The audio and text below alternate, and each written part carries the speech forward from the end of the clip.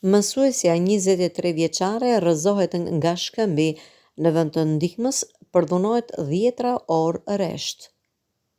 Një mësuese 23 vjeçare, e cila u rrëzua aksidentalisht nga një shkëmb në Tajland, u sulmua në mënyrë të pabesë nga shoqëruesi i saj vendas.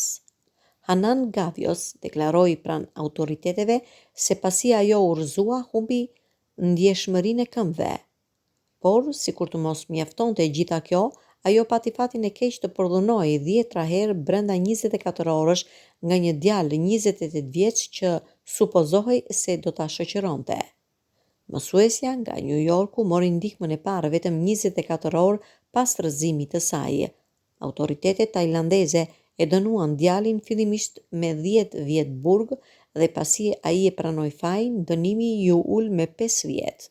Prindrit e vajzës amerikane u shprehen të habitur se si mund të dënojë vetëm me 5 vjet një përdhunues vetëm sepse kishte pranuar fajin.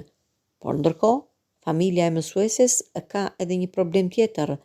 Vajzës do t'i duhen rreth $200.000 shpenzime mjekësore që ajo të ecë përsëri.